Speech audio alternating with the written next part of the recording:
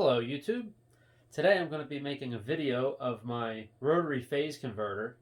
This is my first attempt at making a rotary phase converter, and I'm actually going to be dismantling this and building a second converter that is better with many improvements and different operating functions and such. So this is kind of like this converter's last video of it running. Um, well, it's the first video of it running that you'll see, but after this, I will be taking it apart, and I plan on making this one's a 2 horsepower rotary converter. I plan on getting a 5 horse motor, making a little bit bigger one, and also this one. You can't see it, but behind that plywood cover on the front, there's actually the motor is mounted all inside this box, which I originally thought, oh, it'd be cool to make the converter portable so you could just carry it with you if you need to. And it's portable, but it weighs just a nice like 60 or 70 pounds with all the components and the motor and everything in there. And it's really just not practical to carry around. So the way I decided to do the next one is I'm going to put a motor that will just have a cord run to the motor, and that'll plug into the side of the converter, and all the capacitors and relays and contactors and all that will be inside of a box separate. And this way I can also put the motor, if I really was worried about noise or something, I could even put the motor outside, and this way when I'm running some of my other motors off of it, you can just hear the sound of the motor I'm running and not have to hear the converter sitting there running in the background.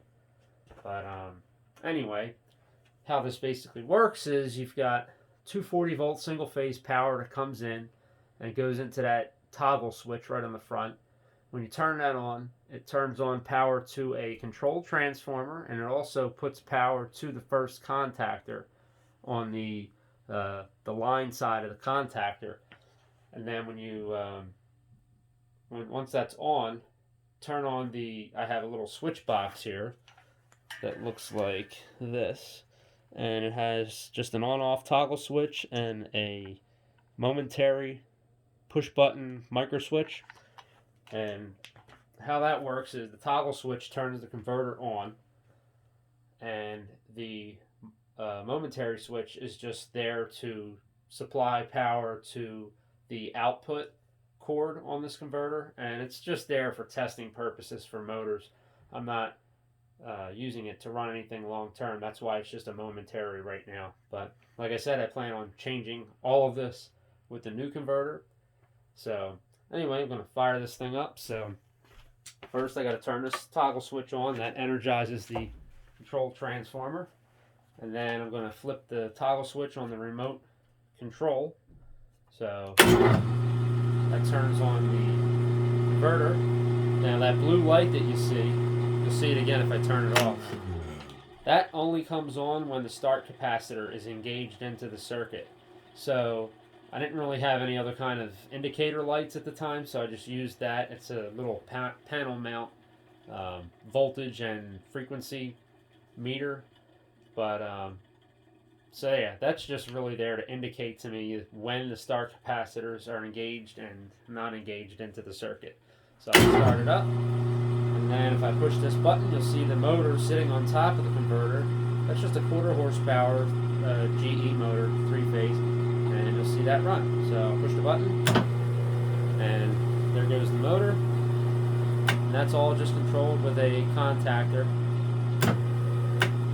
That click you hear, and then I'll turn the converter off again, and you'll see that actually with the converter off, if I push the button, the momentary switch, you still get the contactor going because the toggle switch on the front of this is still turned on. If I turn that off, that kills the power to everything on the whole converter. That's basically its main disconnect.